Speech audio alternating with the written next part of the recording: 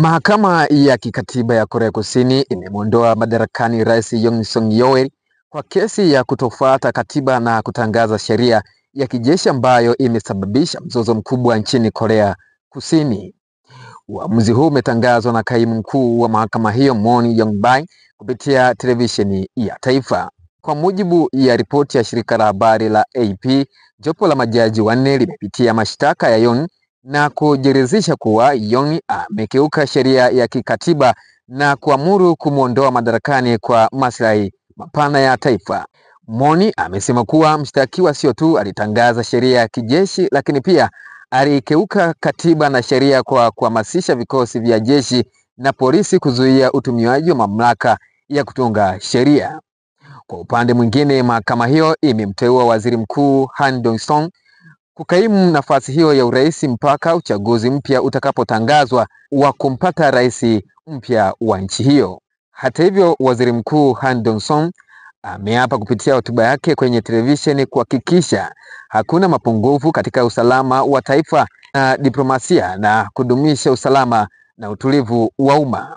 Han amezidi kusema, namnukuu, "Kwa kuheshimu matakwa ya watu wetu wakuu, nitafanya kila niwezalo kusimamia uchaguzi ujao wa urais kwa mujibu wa katiba na sheria, nikihakikisha mpito mzuri wa utawala utakaofuata."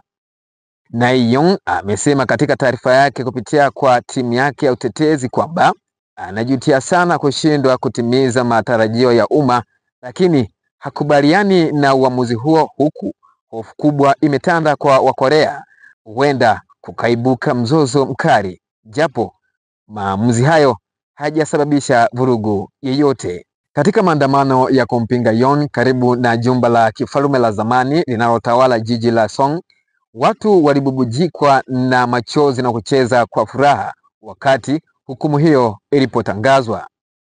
Nako nje ya makazi rasmi ya Yoon, maelfu ya wafuasi wamepiga mayowe baada ya kuona habari ya uamuzi huo kwenye runinga, wakipeperusha bendera za Korea Kusini na kuimba kauli mbiu hatutatikiswa kabisa. Japo kiongozi wa maandamano akipiga kelele jukwani kuwanyamazisha, lakini hakufanikiwa, huku chama tawala cha Young People Power Party kikikubaliana na uamuzi huo. Licha ya wakili wa Yoon, Yoon Keum-keon, ameuita uamuzi huo usioeleweka kabisa na haupo kisiasa. Yoon mwenye umri wa miaka 64, mfuasi wa kihafidhina, alishtakiwa na bunge la kitaifa linalodhibitiwa na upinzani wa kiliberali mnamo Disemba mwaka jana. Bunge lilimshutumu kwa kukiuka katiba na sheria zingine, kwa kukandamiza shughuli za mkutano na kujaribu kuwaweka kizuizini wanasiasa na kudhoofisha amani nchini kote. Baadhi ya wataalamu wanasema Yoon huenda aliweka utawala wa kijeshi ili kusimamisha uchaguzi huru unaowezekana kuhusu kashfa zinazomhusisha mkewe Kim Keum-hee.